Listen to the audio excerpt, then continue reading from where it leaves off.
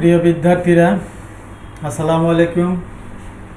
আশা করি তোমরা বাড়িতে অবস্থান করে সাবধানে থেকে ভালো আছো। ইনশাআল্লাহ তোমাদের দোয়ায় আমরাও ভালো আছি, আলহামদুলিল্লাহ। তবে কথা সত্য যে আমরা কেউ স্বাভাবিক জীবনযাপন করতে পারছি না। আমাদের জীবনযাপনের প্রতি ক্ষেত্রে বাধাপ্রাপ্ত হচ্ছে। গত 17 মার্চ 2020 তারিখ থেকে তোমাদের শ্রেণীকক্ষে পাঠদান বন্ধ রয়েছে, তোমাদের শিক্ষা প্রতিষ্ঠানগুলো বন্ধ রয়েছে এবং তোমাদের এই ক্ষতি পুষিয়ে তোলার জন্য মাননীয় প্রধানমন্ত্রী শেখ হাসিনা শিক্ষা মন্ত্রণালয়ের মাধ্যমে এই ডিজিটাল অনলাইন মাল্টিমিডিয়া ক্লাসের ব্যবস্থা করেছেন এবং সেই নির্দেশের পরিপ্রেক্ষিতে আমাদের কলেজের ভারপ্রাপ্ত অধ্যক্ষ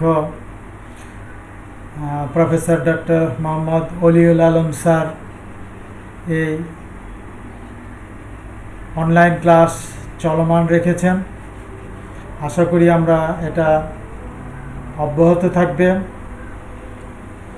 তবে তোমরা শুধু বাড়িতে বসে থাকলে চলবে না, সাবধানে থেকে শুধু বাড়িতে থাকলেই হবে না। তোমাদের যে স্বাভাবিক পড়ালেখা পাঠ্যক্রম অনুযায়ী সেটা চালিয়ে যেতে হবে। পাশাপাশি আমাদের এই অনলাইন ভিডিও ক্লাসগুলো অত্যন্ত মনোযোগ সহকারে যেভাবেই হোক দেখতে হবে এবং এ থেকেই তোমরা লাভবান হবে। তোমাদের পড়ালেখাটার গতিটা অব্যাহত থাকবে। যে কোনো সময় পরীক্ষা হলে, অবস্থা স্বাভাবিক হলে তোমরা ঠিকঠাক মতো পরীক্ষা দিতে পারবা এবং ভালো ফলাফল আনতে পারবে, এটাই আমরা আশা করি। তবে পড়ালেখা তোমাদের করতে হবে, পড়ালেখার বাইরে কোনো বিকল্প নাই। আমি প্রফেসর মোহাম্মদ মঈনুদ্দিন, বিভাগীয় প্রধান, ইসলামের ইতিহাস সংস্কৃতি বিভাগ, new government degree college, Rajshahi. আমাদের আজকের পাঠ পরিচিতি।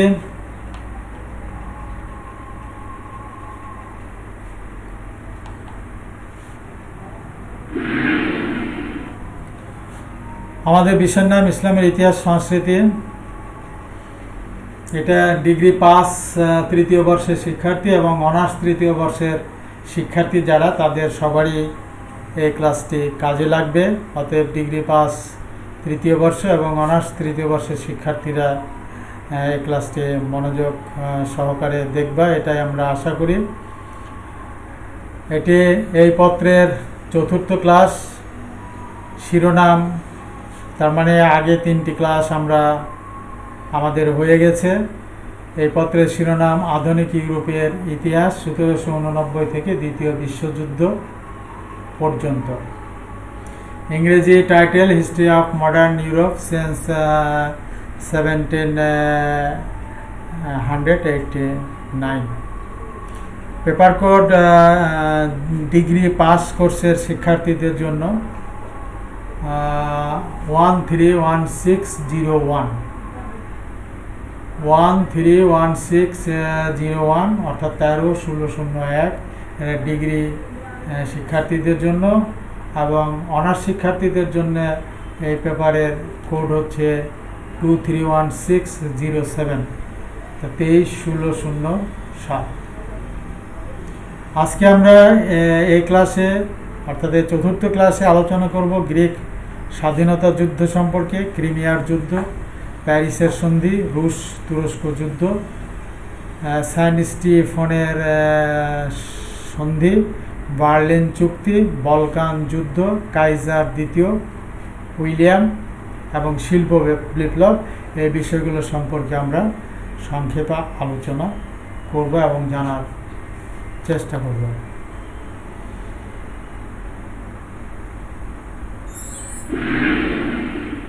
এই পাঠ পরিচিতি যেটা আমরা এতক্ষণ বললাম এটা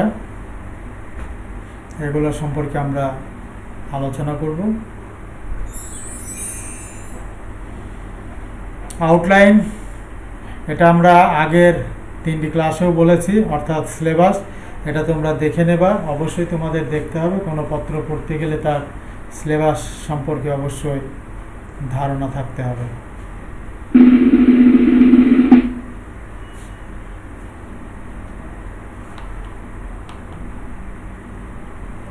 কিছু বইয়ের নাম এখানে আমরা আগেও দেখিয়েছি, এখানে দেখছো। এই বইগুলো তোমরা সংগ্রহ করে পড়ার চেষ্টা করবা। এছাড়া বাংলা মিডিয়ামে অনেক বই বাজারে রয়েছে, সেখান থেকে সংগ্রহ করে পড়তে পারো। গুগলে অনেক তথ্য রয়েছে পত্র সম্পর্কে, সেখান থেকে তোমরা সহযোগিতা নিতে পারো। তবে গাইড না পড়ার জন্য আমরা উৎসাহিত করছি এবং আমরা বলছি যে তোমরা গাইড করো না।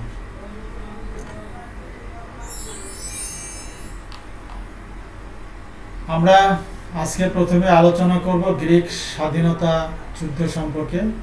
এটা 1821 থেকে 29 সন পর্যন্ত চলেছিল। এখানে আমরা দুটি চিত্র দেখছি, আলেকজান্ডার ইনসিলান্টি এবং দ্বিতীয় মাহমুদ। বলকান উপদ্বীপে সার্বিয়ার পরে গ্রিকগণ তুরস্কের অধীনতাকে অস্বীকার করে বিদ্রোহ ঘোষণা করেন। ওসমানীয় সুলতান দ্বিতীয় মাহমুদ বিভিন্ন প্রকার রাজনৈতিক ধর্মীয় সুযোগ সুবিধা প্রদান করে গ্রিকদের স্বাধীনতার স্পৃহাকে দমন করার চেষ্টা করেন। কিন্তু ফরাসি বিপ্লবের মূল মন্ত্রে উদ্বুদ্ধ হয়ে গ্রিক জাতীয়তাবাদীরা 1814 খ্রিস্টাব্দে হিটারিয়া ফিলকি বা ভাতৃ সংঘ নামে একটি গুপ্ত সমিতি গঠন করে। 2 লক্ষ সদস্য নিয়ে এটা গঠিত হয়। যা হোক, গ্রিস থেকে তুর্কিদের বিতাড়িত করার সর্বপ্রথম উদ্যোগ গ্রহণ করেন প্রিন্স আলেকজান্ডার ইপসিল্যান্টি। তিনি গুপ্ত ভ্রাতৃসংঘের বলিষ্ঠ নেতৃত্ব দান করেন। রাশিয়ার জার আলেকজান্ডার গ্রিক স্বাধীনতা আন্দোলনে সাহায্য দানে প্রতিশ্রুতিবদ্ধ ছিলেন, কিন্তু ইউরোপীয় কনসার্টের অগ্রদূত মেটার্নিকের বিরোধিতায় তিনি সাহায্য দানে বিরত ছিলেন। ফলে গ্রিকদের প্রাথমিক মূলদিয়া আন্দোলন ব্যর্থ হয়। পরে মরিয়া ও ইজিয়ান দ্বীপপুঞ্জে কৃষক শ্রেণী সাধারণ নাগরিকগণ বিদ্রোহ ঘোষণা করে। এসব অঞ্চলে তুর্কিদের নির্মমভাবে হত্যা করা হয়। 1821 থেকে 1827 খ্রিস্টাব্দ পর্যন্ত ইউরোপীয় কনসার্টে গ্রিক স্বাধীনতা আন্দোলনে কোনো প্রকার হস্তক্ষেপ করেনি। এদিকে গ্রিক আন্দোলন দমনে ব্যর্থ হয়ে সুলতান তার অধীনস্থ মিশরের মোহাম্মদ আলী পাশার সাহায্য কামনা করেন। মোহাম্মদ আলীর পুত্র ইব্রাহিম বিশাল সৈন্যবাহিনী নিয়ে ক্রিটে অভিযান করেন এবং তা দখল করেন। এমতাবস্থায় ইংল্যান্ড, ফ্রান্স এবং রাশিয়া যুদ্ধবিরতির জন্য তুরস্ককে চাপ প্রয়োগ করে। গ্রিসের স্বায়ত্তশাসনের প্রস্তাবে সুলতান রাজি না হলে 1827 খ্রিস্টাব্দে সংগঠিত নাভারিনের নৌযুদ্ধে তুরস্কের নৌবহর সম্পূর্ণভাবে বিধ্বস্ত হয়। গ্রিক স্বাধীনতা মঞ্চ থেকে ইংল্যান্ড ও ফ্রান্স বিদায় গ্রহণ করলে কেবলমাত্র রাশিয়া তাদের সাহায্য করে। 1828 খ্রিস্টাব্দে রাশিয়া তুরস্কের বিরুদ্ধে যুদ্ধ ঘোষণা করে। রুশ নৌবহর দার্দানেলিস প্রণালীতে প্রবেশ করে তুরস্ক বাহিনীকে পরাস্ত করে। 1829 খ্রিস্টাব্দে সুলতান দ্বিতীয় মাহমুদ আড্রিয়ানোপলে সন্ধি করতে বাধ্য হন। সন্ধির শর্ত মোতাবেক তুরস্ক গ্রিসের স্বাধীনতা স্বীকার করে এবং কৃষ্ণ সাগর ও দার্দানেলিস প্রণালীতে অবাধ বা ব্যবসা বাণিজ্য করার অধিকার লাভ করে। রাশিয়া বলকান উপদ্বীপে গ্রিক খ্রিস্টানদের রক্ষকের ভূমিকা গ্রহণ করে। 1832 খ্রিস্টাব্দে অনুষ্ঠিত লন্ডন কনভেনশনে ইংল্যান্ড, ফ্রান্স ও রাশিয়া গ্রিক স্বাধীনতাকে স্বীকৃতি দান করে। এই স্বাধীনতার ফলে ইউরোপের অপরাপর পরাধীন রাষ্ট্র বলি জাতীয়তাবাদের উন্মেষ ঘটে।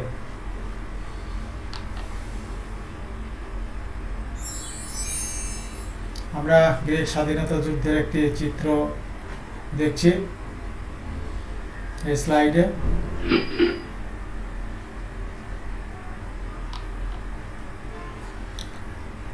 শিক্ষার্থীরা আমরা জানার চেষ্টা করব ক্রিমিয়ার যুদ্ধ সম্পর্কে 1854 থেকে 1856 খ্রিস্টাব্দ পর্যন্ত। এখানে দুটি চিত্র দেখা যাচ্ছে। উপরের চিত্রটি তুরস্কের সুলতান প্রথম আব্দুল মজিদ এবং নিচের চিত্রটি নিকোলাস। সুলতান প্রথম আব্দুল মজিদের রাজত্বকালে ক্রিমিয়ার যুদ্ধ প্রাচ্য সমস্যার একটি উল্লেখযোগ্য ঘটনা। স্বার্থান্বেষী মনোভাব, ধর্মীয় কলহ, রাজনৈতিক প্রতিদ্বন্দ্বিতা প্রভৃতি কারণে ক্রিমিয়ার যুদ্ধ সংঘটিত হয়। এই যুদ্ধের কারণ সম্পর্কে বলা যায়, রাশিয়ার জার প্রথম নিকোলাস, যার ছবি আমরা আগের স্লাইডে দেখলাম, তুরস্ক সাম্রাজ্য গ্রাস করার জন্য সক্রিয় হয়ে ওঠেন। ইংল্যান্ডের অমতে এটি সম্ভব নয় মনে করে তিনি ইংল্যান্ডের নিকট তুরস্ক সাম্রাজ্য ভাগ করে নেওয়ার প্রস্তাব করেন। কিন্তু রাশিয়ার এই অভিপ্রায় সম্পর্কে ইংল্যান্ডের এক গভীর সন্দেহের উদ্রেক হয়। এ সময় রাশিয়া, ফ্রান্স, তুরস্কের মধ্যে জেরুজালেমে অবস্থিত খ্রিস্টানদের পবিত্র তীর্থস্থানের রক্ষণাবেক্ষণের প্রশ্ন নিয়ে এক বিরোধ চলছিল। এই ধর্মীয় বিরোধই ক্রিমিয়ার যুদ্ধের প্রত্যক্ষ কারণ। 1740 খ্রিস্টাব্দে এক চুক্তি অনুসারে ফ্রান্স জেরুজালেমের কয়েকটি পবিত্র স্থান এবং তাদের রোমান ক্যাথলিক ধর্মযাজকদের উপর কর্তৃত্ব লাভ করে। কিন্তু ফরাসি বিপ্লবের সময় ফ্রান্সের উদাসীনতার ফলে এই স্থানগুলোর কর্তৃত্ব গ্রিক যাজকদের হাতে চলে যায়। পবিত্র স্থানের কর্তৃত্ব নিয়ে বিরোধ উপস্থিত হলে ফরাসি সম্রাট তৃতীয় নেপোলিয়ন ফ্রান্সের লুপ্ত অধিকার ফিরে পাওয়ার জন্য ল্যাটিন খ্রিস্টানদের দাবি সমর্থন করেন। ফ্রান্স ল্যাটিন খ্রিস্টানদের দাবি সমর্থন করলে রাশিয়ার বিরুদ্ধে তীব্র প্রতিবাদ জানায় এবং জেরুজালেমের পবিত্র স্থানে গ্রিক ধর্মযাজকদের অধিকার স্বীকার করে নেওয়ার জন্য তুরস্কের নিকট দাবি উত্থাপন করে। তুরস্ক আপোষ মীমাংসার চেষ্টা ব্যর্থ হয়ে শেষ পর্যন্ত ফ্রান্সের দাবি অনুযায়ী জেরুজালেমের ল্যাটিন খ্রিস্টানদের দাবি মেনে নেয়। এদিকে তুরস্ক রাশিয়ার দাবি অগ্রাহ্য করলে রাশিয়া মৌলদাভিয়া ও ওয়ালেচিয়াতে সৈন্য প্রেরণ করে সুলতানকে চাপে ফেলার জন্য। এই সংকটের অবসান কল্পে অস্ট্রিয়ার চেষ্টায় ভিয়েনা নগরীতে অস্ট্রিয়া, ইংল্যান্ড, ফ্রান্স এবং রাশিয়ার প্রতিনিধিবর্গের এক বৈঠক বসে এবং ভিয়েনা প্রস্তাবপত্র নামে রাশিয়া তুরস্ককে একটি প্রস্তাব দেওয়া হয়। প্রস্তাবে কুচুক, কাইনারজি ও আড্রিয়ানোপলের চুক্তি অনুমোদন করা হয় এবং তুরস্কের খ্রিস্টান প্রজাদের রক্ষার প্রয়োজনীয়তা স্বীকার করা হয়। কিন্তু ব্রিটিশ দূত র্যাডক্লিফের প্ররোচনায় তুরস্ক ভিয়েনা প্রস্তাবপত্র প্রত্যাখ্যান করে তার আশ্রিত রাজ্যগুলোতে রুশ সৈন্য অপসারণের দাবি জানায়। রাশিয়া দাবি অগ্রাহ্য করলে তুরস্ক রাশিয়ার বিরুদ্ধে 1854 খ্রিস্টাব্দে যুদ্ধ ঘোষণা করতে বাধ্য হয়। এই যুদ্ধে ইংল্যান্ড ও ফ্রান্স তুরস্কের পক্ষে যোগদান করে। অস্ট্রিয়া যুদ্ধে যোগদান না করলেও সর্বদা রাশিয়ার প্রতি শত্রুভাবাপন্ন থাকে। প্রুশিয়া বিসমার্কের পরামর্শে যুদ্ধ হতে দূরে সরে থাকে। এর ফলে পরবর্তীকালে জার্মানির ঐক্য সাধনের যুদ্ধে প্রুশিয়া রাশিয়ার বন্ধুত্ব লাভ করেছিল। এই যুদ্ধের ঘটনা সম্পর্কে বলা যায়, ক্রিমিয়া যুদ্ধের ঘটনা সম্পর্কে বলা যায়, যুদ্ধের প্রথম পর্যায়ে সিনোপের নৌযুদ্ধে তুরস্ক রাশিয়ার নিকট পরাজিত হলে ইংল্যান্ড ও ফ্রান্স তুরস্ককে সাহায্যার্থে রাশিয়ার বিরুদ্ধে যুদ্ধে অংশগ্রহণ করে। ইংল্যান্ড, ফ্রান্স ও তুরস্ক রাশিয়াকে মৌলদাভিয়া ওয়ালেচিয়ার পরিত্যাগ করার জন্য চরমপত্র প্রদান করে। এদিকে ইটালির স্বাধীনতা সংগ্রামে ইউরোপীয় শক্তিবর্গের সাহায্য সহানুভূতি পাবার আশায় মন্ত্রী ক্যাভুর 18,000 সৈন্য ইঙ্গো ফরাসি বাহিনীর সাহায্যার্থে প্রেরণ করে। রাশিয়া গত্যন্তর না দেখে মৌলদিয়া ও ওয়ালাচিয়া পরিত্যাগ করতে বাধ্য হয়। ফলে দানিয়ব অঞ্চল হতে রুশ বাহিনী ক্রিমিয়ার দিকে অগ্রসর হয় এবং আলমায়ের যুদ্ধে রুশ বাহিনীকে পরাজিত করে 1854 খ্রিস্টাব্দে মিত্র শক্তি ক্রিমিয়া দখল করে। বালাক্লাভা ও ইনকারমেনের পরপর দুটি যুদ্ধে রাশিয়া শোচনীয়ভাবে পরাজিত হয়। যুদ্ধ শেষ হওয়ার পূর্বে নিকোলাসের মৃত্যু হয় এবং দ্বিতীয় আলেকজান্ডার রাশিয়ার ক্ষমতা গ্রহণ করে যুদ্ধ অব্যাহত রাখেন। কিন্তু মিত্র শক্তির বিরুদ্ধে তার পক্ষে অধিককাল যুদ্ধ চালানো সম্ভব হলো না। 1856 খ্রিস্টাব্দে প্যারিসের সন্ধি দ্বারা ক্রিমিয়ার যুদ্ধের অবসান হয়। প্যারিস সন্ধির শর্তানুযায়ী রাশিয়া মৌলদিয়া ও ওয়ালাচিয়ার উপর কর্তৃত্ব ত্যাগ করে এবং এদের অধিবাসীদের তুরস্কের অধীনে স্বায়ত্তশাসন দেওয়া হয়। দানিয়বকে আন্তর্জাতিক নদী ও এতে সকল জাতির নৌ চলাচলের অবাধ অধিকার ঘোষণা করা হয়। এছাড়া কৃষ্ণ সাগরকে নিরপেক্ষ এলাকা রূপে সমস্ত জাতির বাণিজ্য তৈরির জন্য খুলে দেওয়া হয়। এছাড়া রাশিয়া তুরস্ক সাম্রাজ্যের উপর খ্রিস্টান প্রজাদের ওপর অভিভাবকত্ব গ্রহণ করে এবং সুলতান তার সাম্রাজ্যে খ্রিস্টান প্রজাবর্গের কল্যাণ সাধনের প্রতিশ্রুতি দেন। শেষে বলা যায় তুরস্ককে ইউরোপীয় সংঘের সদস্য হিসেবে গ্রহণ করা হয় এবং তুরস্ক সার্বিয়ার স্বায়ত্তশাসন স্বীকার করে নেয়। বিদ্যার্থীরা, এখানে আমি ক্রিমিয়া যুদ্ধের একটি চিত্র দেখছি, অঙ্কিত চিত্র। আগে কিভাবে যুদ্ধ হতো সামনাসামনি তার একটি কল্পিত এবং অঙ্কিত চিত্র। যেহেতু আমরা ইউরোপের ইতিহাস পড়ছি, এটি ইউরোপের একটি মানচিত্র। এখানে বিভিন্ন দেশ দেখানো হচ্ছে, টার্কিকে হাইলাইট করে দেখানো হচ্ছে, তুরস্ককে হাইলাইট করে। আর এই মানচিত্রটি দেখানোর উদ্দেশ্য যে ইতিহাস পড়তে গেলে মানচিত্র সম্পর্কে আমাদের অবশ্যই ধারণা থাকতে হবে। আর মানচিত্র এখন অত্যন্ত সহজলভ্য হয়ে গেছে। গুগলে যে কোনো দেশের নাম লিখে মানচিত্রের সার্চ দিলেই মানচিত্র আমরা পেয়ে যাই। যে শিক্ষার্থীরা, আমরা প্যারিসের সন্ধি সম্পর্কে আমরা একটু সংক্ষেপে জানার চেষ্টা করব। প্যারিসের সন্ধি 1856 খ্রিস্টাব্দে অনুষ্ঠিত হয়েছিল। 1856 সালে প্যারিস কংগ্রেসে ক্রিমিয়ার যুদ্ধ অবসানের উদ্দেশ্যে ইংল্যান্ড, রাশিয়া, ফ্রান্স, তুরস্ক, অস্ট্রিয়া পার্লামেন্ট এক চুক্তিতে স্বাক্ষর করে। এই সন্ধি দ্বারা ক্রিমিয়ার যুদ্ধের অবসান হয়। এই সন্ধি দ্বারা নিকট প্রাচ্যের সমস্যার দুটি প্রধান সমস্যা, যেমন তুরস্কের দুর্বলতা এবং রাশিয়ার আগ্রাসন নীতিকে রুদ্ধ করার চেষ্টা করা হয়। এই সন্ধির প্রধান কয়েকটি শর্ত হল: প্রথমত, উভয় পক্ষ যুদ্ধের সময় দখলকৃত এলাকাসমূহ একে অপরকে ফেরত দিবে। দ্বিতীয়ত, ওসমানীয় তুর্কি সাম্রাজ্যকে মিত্রপক্ষ ভবিষ্যতে রাশিয়ার বিনাশ ও ছিন্ন ভিন্ন করার প্রচেষ্টা আক্রমণের বিরুদ্ধে রক্ষার দায়িত্ব নেবে। তৃতীয়ত, এর শর্ত দ্বারা ওসমানীয় সাম্রাজ্যে বসবাসকারী খ্রিস্টান ধর্মাবলম্বীদের ভবিষ্যৎ সুবিধার জন্য রাশিয়ার হস্তক্ষেপ বন্ধ করা হবে। চতুর্থত, মালদিভিয়া ও ওয়ালাচিয়ার স্বায়ত্তশাসন লাভ করলে তুরস্কের অধীনে থাকবে। পঞ্চমত, সার্বিয়াকে নামেমাত্র তুরস্কের অধীনে রেখে স্বায়ত্তশাসন দেওয়া হবে বা হয়। এবং ষষ্ঠত, দানিয়ব নদীতে সকল দেশের বাণিজ্য জাহাজ চলাচলের জন্য আমাদের খুলে দেওয়া হবে। প্রিয় বিদ্যার্থীরা, আমরা এখন রুশ তুরস্ক যুদ্ধ 1877 থেকে 1878, সেন্ট স্টিফেনর সন্ধি 1878 এ সম্পর্কে সংক্ষেপে জানার চেষ্টা করব। রুশ তুরস্ক যুদ্ধে রাশিয়া তুরস্ককে পরাজিত করে নিজ স্বার্থ উদ্ধারের জন্য চেষ্টা করে। যুদ্ধে জয়লাভ রাশিয়াকে সাফল্যজনক অবস্থানে নিয়ে যায় এবং তুরস্ক সেন্ট স্টিফানের চুক্তি স্বাক্ষর করতে সম্মত হয়। 1877 সালের এপ্রিলে রুশ সৈন্য তুরস্কের সীমানা অতিক্রম করলে রুশ তুরস্ক যুদ্ধ শুরু হয়।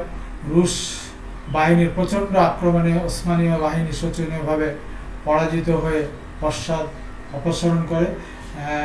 এখানে রাশিয়াকে রুশ বলে উল্লেখ করা হচ্ছে। যাই হোক, রুশ বাহিনী আড্রিয়ানোপলের দিকে ধাবিত হয়ে 1878 সালের জানুয়ারিতে তা দখল করে নেয়। তখন বাধ্য হয়ে পরাজিত তুরস্ক রাশিয়ার সঙ্গে আড্রিয়ানোপলের যুদ্ধবিরতি চুক্তি স্বাক্ষর করে। এর শর্তানুসারে তুরস্ক রোমানিয়া, সার্বিয়া, মন্টিনিগ্রোর রাষ্ট্রের সম্প্রসারণে ও বুলগেরিয়ার স্বাধীনতায় সম্মত হয়। 1878 সালের ফেব্রুয়ারি মাসে ব্রিটিশ নগর সান স্টিফানের কাছে আসলে রাশিয়া কনস্টান্টিনোপল দখলে হুমকি দেয়। অবশেষে তুরস্কের সুলতানের অনুরোধে ব্রিটিশ নৌবহর বেসিক রোধে ফিরে যায়। বিসমার্ক রাশিয়া তুরস্কের মধ্যে মধ্যস্থতা করার প্রস্তাব দেয়। অবশেষে 1878 সালের মার্চে রাশিয়া ও তুরস্কের মধ্যে সান স্টিফানের সন্ধি স্বাক্ষরিত হয়। এর প্রধান শর্তগুলো ছিল রাশিয়া তুরস্কের নিকট হতে প্রচুর ক্ষতি আদায় করে।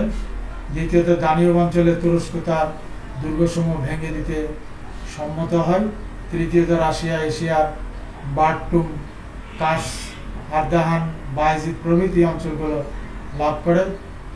চতুর্থত, বুলগেরিয়াকে স্বায়ত্তশাসন দেওয়া হয়। পঞ্চমত, রোমানিয়ার স্বাধীনতা স্বীকার করে নেওয়া হয় ইত্যাদি শর্তগুলো এই চুক্তিতে ছিল। এই সন্ধি ইউরোপে স্লাভ রাষ্ট্রগুলোকে শক্তিশালী করে এবং বলকানে রাশিয়ার প্রভাব অনেকটা বৃদ্ধি পায়। শিক্ষার্থীরা, আমরা এখন বার্লিন চুক্তি 1878 সম্পর্কে আলোচনা করব। এই বার্লিন জার্মানির পার্লামেন্টের চিত্রটি এখানে দেখানো হচ্ছে, অত্যন্ত মনোরম চিত্র। আমার সৌভাগ্য হয়েছে এখানে ভিতরে গিয়ে এটা দেখার।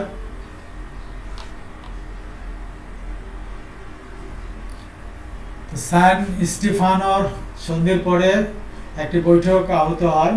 এই বৈঠকে অস্ট্রিয়া, রাশিয়া, জার্মানি, ব্রিটেন একত্রে মিলিত হয় এবং বহু আলোচনার পর সান স্টিফানোর সন্ধি সংশোধিত হয়, এক নতুন সন্ধি রচিত হয়। বার্লিন চুক্তি নামে অভিহিত এই চুক্তি ছিল অস্ট্রিয়া, জার্মানি ও ইংল্যান্ড দ্বারা নিকট প্রাচ্যে রাশিয়ার আধিপত্যকে খর্ব করার উদ্দেশ্যে এক বলিষ্ঠ পদক্ষেপ। এই চুক্তির প্রধান শর্তগুলো ছিল: মন্টিনিগ্রো, সার্বিয়া এবং রোমানিয়া তুরস্কের অধীনতা হতে মুক্ত হয়ে স্বাধীন রাষ্ট্ররূপে পরিগণিত হয়। দ্বিতীয়ত, বৃহত্তর বুলগেরিয়াকে 3টি অংশে বিভক্ত করে মেসিডোনিয়া তুর্কি সুলতানের সরাসরি অধীনে থাকলো। বুলগেরিয়ার দক্ষিণাংশ পূর্ব রোমানিয়া নামে একটা স্বশাসিত রাষ্ট্রের মর্যাদা লাভ করলো। বাকি অংশ বুলগেরিয়া নামে পরিচিত হল। তৃতীয়ত, তুর্কি সুলতান কর্তৃক রোমানিয়ার স্বাধীনতা স্বীকৃত হলো। চতুর্থত, ইউরোপে শান্তি বজায় রাখার জন্য বসনিয়া ও হার্জেগোভিনাকে অস্ট্রিয়ার অধীনে রাখা হলো। পঞ্চমত, ভবিষ্যতে তিউনিস অধিকারের অনুমতি ফ্রান্সকে দেওয়া হলো ইত্যাদি ইত্যাদি শর্তই সন্নিহিত ছিল। এই চুক্তির মাধ্যমে তুরস্ক সাম্রাজ্য সাময়িকভাবে রক্ষা পেল। এটার অনিবার্য ধ্বংস এবং এর উপর নতুন রাষ্ট্রের উদ্ভব বার্লিন সন্ধিতে সূচিত হয়। প্রিয় শিক্ষার্থীরা, আমরা এখন আলোচনা করব বলকান যুদ্ধ সম্পর্কে। 1912-13 খ্রিস্টাব্দে বলকান যুদ্ধের একটি চিত্র এখানে দেখানোর চেষ্টা করা হয়েছে।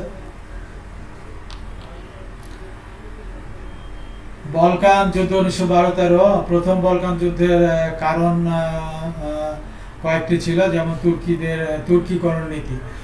তরুণ তুর্কি আন্দোলনের নেতাদের উদ্দেশ্য ছিল তুরস্ককরণ নীতি অনুসরণ করে বিভিন্ন জাতি গোষ্ঠীর উপর আধিপত্য স্থাপন করা। এর ফলে তারা মেসিডোনিয়া ও আলবেনিয়ার খ্রিস্টান প্রজাদের ওপর অমানসিক অত্যাচার শুরু করে। এর অত্যাচারের ফলে তুরস্ক সাম্রাজ্যের সর্বত্র বিদ্রোহের আগুন জ্বলে ওঠে। দ্বিতীয়ত, ইউরোপীয় শক্তির প্ররোচনা। ইউরোপীয় শক্তি, বিশেষ করে রাশিয়া, বলকান অঞ্চলে খ্রিস্টানদের অভিভাবক সেজে তাদের দাবি আদায়ের জন্য উস্কানি দিতে এবং মাথাচাড়া দিতে উৎসাহী হতো। তৃতীয়ত বলকান দ্বীপ গঠন ও এর দাবি বলকান অঞ্চলে উসমানীয় সাম্রাজ্যে অত্যাচার প্রতিহত করার মানুষ 1912 সনে সার্বিয়া, মন্টিনিগ্রো, গ্রিস ও বুলগেরিয়া এই 4টি রাষ্ট্র বলকান লীগ নামে একটি সংঘ প্রতিষ্ঠা করে। এই লীগের যুদ্ধ প্রস্তুতি পূর্ণোদ্যমে চলতে থাকে। বলকান লীগ মেসিডোনিয়ায় খ্রিস্টান অধিবাসীদের উপর অত্যাচারের অবসান ঘটিয়ে সেখানে সাংবিধানিক সংস্কার প্রবর্তন করার দাবি করে, কিন্তু তুরস্কের সুলতান এতে সম্মত হননি। প্রথম বলকান যুদ্ধ সম্পর্কে বলা যায়, বলকান রাষ্ট্রসমূহের দাবি তুরস্কের সুলতান না মানলে বলকান লীগ সুলতানের বিরুদ্ধে যুদ্ধ ঘোষণা করে। এটা প্রথম বলকান যুদ্ধ নামে পরিচিত। বুলগেরিয়া থ্রেসে তুর্কি বাহিনীর উপর আক্রমণ চালায়। সর্বত্র তুর্কি বাহিনীর পরাজিত হতে থাকে। শুধুমাত্র কনস্টান্টিনোপল ছাড়া থ্রেসের সকল অংশই বলকান লীগের দখলে চলে যায়। বলকান শুধুমাত্র কনস্টান্টিনোপল ছাড়া বলকান লীগের কার্যক্রমে ইউরোপীয় শক্তিবর্গ আতঙ্কিত হয়ে ওঠে। 1913 সনের মে মাসের লন্ডন সন্ধির ফলে প্রথম বলকান যুদ্ধের অবসান হয়। এই সন্ধির দ্বারা তুরস্ককে একমাত্র কনস্টান্টিনোপল এবং থ্রেসের ক্ষুদ্র অংশ ছাড়া সমগ্র বলকান অঞ্চল তুরস্কের সাম্রাজ্যচ্যুত হলো। দ্বিতীয়ত আলবেনিয়াকে স্বায়ত্তশাসিত রাষ্ট্র হিসেবে স্থাপন করা হয়। দ্বিতীয় বলকান যুদ্ধ সম্পর্কে বলা যায়, এটা 1913 সনে জুন মাসে এক পক্ষে বুলগেরিয়া, অপর পক্ষে সার্বিয়া, মন্টিনিগ্রো, গ্রিস, রোমানিয়া দ্বিতীয় বলকান যুদ্ধ শুরু করে। অর্থাৎ প্রথম যুদ্ধ ছিল তুরস্কের বিরুদ্ধে, আর দ্বিতীয় যুদ্ধটা হচ্ছে বলকান রাষ্ট্রদের মধ্যেই এই দ্বিতীয় যুদ্ধ সংগঠিত হয়। তো যা হোক, এই যুদ্ধের কারণ ছিল প্রথম বলকান যুদ্ধে তুরস্কের পরাজয়ের পর বলকান অঞ্চলের ভাগ বাটোয়ারা নিয়ে বলকান লীগের সদস্যদের মধ্যে বিবাদ শুরু হয়। মেসিডোনিয়ার অঞ্চল নিয়ে সার্বিয়া, বুলগেরিয়ার মধ্যে বিরোধ দেখা দেয়। আলবেনিয়া হাতছাড়া হওয়া ক্ষতিকরণ হিসেবে সার্বিয়া মেসিডোনিয়া দাবি করেন। বুলগেরিয়া এই দাবির বিরোধিতা করে মেসিডোনিয়ার উপর নিজের দাবি উত্থাপিত করে। এই পরিপ্রেক্ষিতে বুলগেরিয়া সার্বিয়া আক্রমণ করে, ফলে দ্বিতীয় বলকান যুদ্ধ শুরু হয়। গ্রিস ও রোমানিয়া সার্বিয়ার পক্ষে যোগদান করে বুলগেরিয়ার বিরুদ্ধে অগ্রসর হয়। তুরস্ক হৃতরাজ্য পুনরুদ্ধারের জন্য বুলগেরিয়ার বিরুদ্ধে মিত্রপক্ষে যোগদান করে। বুলগেরিয়ার 4 দিক হতে শত্রু কর্তৃক আক্রান্ত হলে শোচনীয়ভাবে পরাজিত হতে বাধ্য হয়। অবশেষে অস্ট্রিয়ার মধ্যস্থতায় 1913 সনের আগস্ট মাসে বুখারেস্টের সন্ধির মাধ্যমে এই যুদ্ধের অবসান হয়। এই সন্ধির ফলে বুলগেরিয়া সার্বিয়া গ্রিসকে মেসিডোনিয়ার বৃহৎ অংশ ছেড়ে দেয়। রোমানিয়া বুলগেরিয়ার কিছু অংশ লাভ করে এবং তুরস্ক আড্রিয়ানোপল, এথেন্সের কিছু অংশ পুনরুদ্ধারের সুযোগ পায়। প্রিয় শিক্ষার্থীরা, আমরা এখন আলোচনা করব কাইজার দ্বিতীয় উইলিয়াম, যার রাজত্বকাল ছিল 1888 থেকে 1918 সাল পর্যন্ত। এই স্লাইডে কাইজারের একটি চিত্র আমরা দেখছি। কাইজার দ্বিতীয় উইলিয়ামের শাসনকাল জার্মানির ইতিহাসে এক নতুন অধ্যায়ের সূচনা করে। সিংহাসনে আরোহণ করে তিনি সেনাবাহিনী ও নৌবাহিনীকে সম্রাটের প্রতি অটুট আনুগত্যের নির্দেশ দেন। তার অভ্যন্তরীণ নীতি সম্পর্কে বলা যায়, কাইজার এবং বিসমার্ক উভয় ছিলেন স্বৈর প্রকৃতির শাসক, সুতরাং তাদের মধ্যে কোনো আপোষ হওয়ার সম্ভাবনা ছিল না। 1890 সনে কাইজার বিসমার্ককে পদচ্যুত করেন। ঐক্যবদ্ধ জার্মানির স্থপতির এরূপ শোচনীয় পতন বড় দুঃখজনক। কাইজার নিজ হাতে জার্মানির শাসনভার গ্রহণ করেন। তিনি নিজেই নিজের চ্যান্সেলর ছিলেন। তিনি সৈন্য সংখ্যা বৃদ্ধি করে 2 লাখের উপর নিয়ে যান। কাইজারের শাসনামলে জার্মানির শিল্প ব্যবসা বাণিজ্যের চরম উন্নতি সাধিত হয়। এতদিন পর্যন্ত জার্মানি ছিল একটি দরিদ্র কৃষি প্রধান দেশ, কিন্তু কাইজারের আমলে জার্মানি একটি শিল্পোন্নত দেশে পরিণত হয় এবং দেশের অর্থনৈতিক অবস্থা মজবুত হয়। লৌহ কয়লার পর্যাপ্ত যোগান, নানা প্রযুক্তিবিদ্যার উন্নতির ফলে শিল্পের ব্যাপক প্রসার সাধিত হয়। তার পররাষ্ট্রনীতি সম্পর্কে বলা যায় তিনি ছিলেন ঘোর সাম্রাজ্যবাদী। কাইজারের উদ্দেশ্য ছিল আন্তর্জাতিক ক্ষেত্রে শান্তি বজায় রেখে নবপ্রতিষ্ঠিত জার্মান সাম্রাজ্যকে রক্ষা শক্তিশালী করা। বিশ্ব শক্তি হিসেবে জার্মানিকে প্রতিষ্ঠিত করাই তার পররাষ্ট্রনীতির মূল মন্ত্র ছিল। এজন্য তিনি 3টি নীতি গ্রহণ করেন, যেমন রাশিয়ার সাথে বিরোধ মিটিয়ে ফেলা, দ্বিতীয়ত ইংল্যান্ডের মৈত্রী প্রস্তাব অগ্রাহ্য, এবং তৃতীয়ত বিশ্ব শক্তির ভূমিকা গ্রহণ। তুরস্কের সুলতানের সাথে মিত্রতা স্থাপন করে কাইজার কনস্টান্টিনোপল থেকে বাগদাদ পর্যন্ত বিস্তীর্ণ রেলপথ নির্মাণের অধিকার পান। বিসমার্ক জার্মানির জন্য ঔপনিবেশিক নীতির গোড়াপত্তন করেন। কাইজার তা আরও সম্প্রসারিত করেন। তিনি ইংল্যান্ডের সমতুল্য একটি নৌবহর গঠন করেন। ইংল্যান্ড জার্মানিকে বিপজ্জনক বলে মনে করতে থাকে। মোট কথা, পররাষ্ট্রনীতি পরিচালনার ক্ষেত্রে তিনি বিচক্ষণতা ও দূরদৃষ্টির পরিচয় দিতে ব্যর্থ হন। তার সময় বিভিন্ন রাষ্ট্রের সাথে জার্মানির মিত্রতার অবসান ঘটে। পরিণামে ইউরোপে যুদ্ধের দামামা বেজে ওঠে।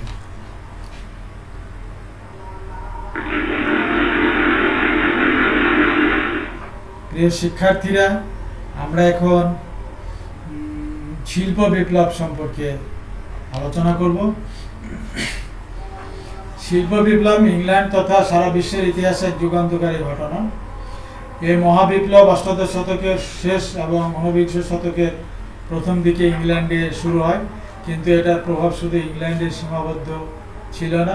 বিশ্বের সকল মানুষের জীবনযাত্রার উপর গভীর প্রভাব বিস্তার করে শিল্প বিপ্লব আধুনিক সভ্যতার ভিত্তি রচনা করে। অষ্টাদশ শতাব্দী পর্যন্ত ইংল্যান্ড একটি অনুন্নত কৃষিপ্রধান দেশ ছিল। শিল্প বিপ্লবের ফলে বৃহদাকার কারখানা গড়ে ওঠে এবং দেশে বিদেশে বাজারজাতকরণের জন্য ব্যাপক হারে উৎপাদন শুরু হয়। ছোট ছোট কুটির শিল্পগুলো ধ্বংস হয়ে যায়। শ্রমিকেরা দলে দলে কারখানায় যোগ দেয়। উৎপাদন প্রণালী ও যানবাহন ব্যবস্থা বৈপ্লবিক পরিবর্তন সাধারণভাবে শিল্প বিপ্লব নামে অভিহিত হয়। শিল্প বিপ্লবের কারণ সম্পর্কে বলা যায়, প্রথমত পঞ্চদশ হতে অষ্টাদশ শতাব্দীর মধ্যে সমগ্র বিশ্বে ইউরোপীয় পণ্য সামগ্রীর চাহিদা খুব বৃদ্ধি পায়। এই চাহিদা মেটানোর জন্য উৎপাদন পদ্ধতির আরও গতি সঞ্চার করার প্রয়োজন দেখা দেয়। এছাড়া রাশিয়া, আফ্রিকা, আমেরিকা হতে প্রচুর কাঁচামাল ইংল্যান্ডে আনা হয় এবং এগুলোকে আরও অধিক পরিমাণে ব্যবহারের জন্য নতুন যন্ত্রপাতি উদ্ভাবন অত্যাবশ্যক হয়ে ওঠে। দ্বিতীয়ত, সামুদ্রিক বাণিজ্যের প্রসারের ফলে ইউরোপের বণিক শ্রেণী প্রচুর মুনাফা অর্জন করে বিত্তশালী হয়ে ওঠে এবং উৎপাদন বৃদ্ধির জন্য মূলধন বিনিয়োগ করতে আগ্রহী হয়। তৃতীয়ত, আমেরিকা থেকে প্রচুর পরিমাণে স্বর্ণ, রৌপ্য ইউরোপে আমদানি হতে থাকলে ব্যবসা বাণিজ্যের পথ সুগম হয়। চতুর্থত, শিল্প বিপ্লবের পূর্ববর্তী সময় ইংল্যান্ডে দক্ষ কারিগরের সংখ্যা প্রচুর পরিমাণে বৃদ্ধি পায়। সেই উপার্জন বৃদ্ধির জন্য তারা উৎপাদিত দ্রব্যের মান উন্নয়ন এবং উন্নত পদ্ধতির সাহায্যে উৎপাদন বৃদ্ধির জন্য বিশেষ যত্নবান হয়। তাদের এরূপ কার্যাবলী শিল্প বিপ্লবকে ত্বরান্বিত করে। পঞ্চমত, যোগাযোগ ব্যবস্থার উন্নয়ন শিল্প বিপ্লবের পথ প্রশস্ত করে। বিভিন্ন স্থানে শ্রমিকদের সহজে যাতায়াত এবং উৎপাদিত পণ্য প্রেরণের সুবিধা বৃহৎ কারখানা স্থাপনে সহায়তা করে। শিল্প বিপ্লবের ফলাফল সম্পর্কে বলা যায়, শিল্প বিপ্লব ইংল্যান্ডের অর্থনৈতিক, সামাজিক, রাজনৈতিক ক্ষেত্রে এক বিরাট পরিবর্তন ঘটায়। এমনকি সমগ্র বিশ্বে এটা এক নতুন সভ্যতার বিকাশ ঘটায়। অর্থনৈতিক শিল্প বিপ্লবের ফলে যে অর্থনৈতিক ফলাফল সম্পর্কে বলা যায় যে শিল্প বিপ্লবের ফলে অল্প সময়ে ও অল্প ব্যয়ে প্রচুর পরিমাণে পণ্যদ্রব্য উৎপাদন হলে ইংল্যান্ডে ব্যবসা বাণিজ্যের প্রসার ঘটে। কৃষি প্রধান দেশ একটি দেশ শিল্পোন্নত দেশে পরিণত হয়। এটা ধনী ও দরিদ্রের মধ্যে এক বিরাট ব্যবধান সৃষ্টি করে। সামাজিক ফলাফল সম্পর্কে বলা যায়, শিল্প বিপ্লবের ফলে সমাজে দুটি নতুন শ্রেণীর উদ্ভব হয়। একটি হচ্ছে পুঁজিবাদী, আরেকটি হচ্ছে শ্রমজীবী। বড় বড় কারখানা প্রতিষ্ঠার সাথে সাথে ব্যাপকভাবে শ্রমিক নিয়োগ শুরু হয়। মালিকেরা শ্রমিকদের নির্যাতন শোষণ করতে থাকে, ফলে তাদের দুঃখ দুর্দশা সীমা ছিল না। মালিকদের অত্যাচার প্রতিরোধ করার জন্য শ্রমিকরা ক্রমশ সংঘবদ্ধ হয় এবং শ্রমিক সংঘ গঠন করে। রাজনৈতিক ফলাফল সম্পর্কে বলা যায়, এতদিন পর্যন্ত জমিদার ও অভিজাত শ্রেণী দেশের সকল ক্ষমতা সুবিধা ভোগ করত, কিন্তু শিল্প বিপ্লবের ফলে উদ্ভূত মধ্যবিত্ত ব্যবসায়ী সম্প্রদায় দেশের রাজনীতিতে প্রবেশ করে এবং ক্ষমতা অর্জনের জন্য সচেষ্ট হয়। যে শিক্ষার্থীরা, এই যে শিল্প বিপ্লবের যে কলকারখানার একটি চিত্র আমরা এখানে দেখছি। যদিও শিল্প বিপ্লবের মাধ্যমে অনেক উন্নতি হয়েছিল, পাশাপাশি পরিবেশ দূষণও হয়েছে। যা হোক, আজকের আলোচনা, এই পত্রের আলোচনা এ পর্যন্ত। এবারে ধন্যবাদের পালা। তবে ধন্যবাদ দেওয়ার আগে আবারও বলছি, তোমরা যে যেখানে যেভাবে অবস্থান করছো ভালো থাকো, সাবধানে থাকো, সতর্ক থাকো এবং এই কোভিড-19 থেকে নিরাপদে থাকো। একান্ত প্রয়োজনে বাইরে যেতে হলে অবশ্যই ভালো মানের মাস্ক ব্যবহার করবে, স্বাস্থ্যবিধি কঠোরভাবে অনুসরণ করবে। ইতিমধ্যে যারা এই প্রাণঘাতী কোভিড-19 মৃত্যুবরণ করেছেন তাদের আত্মার মাগফিরাত কামনা করছি, এবং যারা আক্রান্ত হয়ে চিকিৎসাধীন আছেন তাদের সুস্থতা কামনা করছি। সেই সাথে কামনা করি আল্লাহ যেন বাংলাদেশ সহ গোটা বিশ্ববাসীকে এই করোনার বিপর্যয় থেকে অচিরে মুক্তি দেন। আমরা যেন আবারও আমাদের স্বাভাবিক জীবনে ফিরে যেতে পারি, তোমরা যেন আবারও তোমাদের শিক্ষা প্রতিষ্ঠানে ফিরে আসতে পারো, তোমাদের শ্রেণীকক্ষে ফিরে আসতে পারো, এই আশাই করি। সেই সঙ্গে আরও আশা করি যে তোমরা আমাদের এই ভিডিও অনলাইন ক্লাসগুলো অত্যন্ত মনোযোগ সহকারে দেখো এবং তোমাদের পাঠ্যক্রম অনুযায়ী লেখাপড়া নিয়মিত চালিয়ে যাও। সবাইকে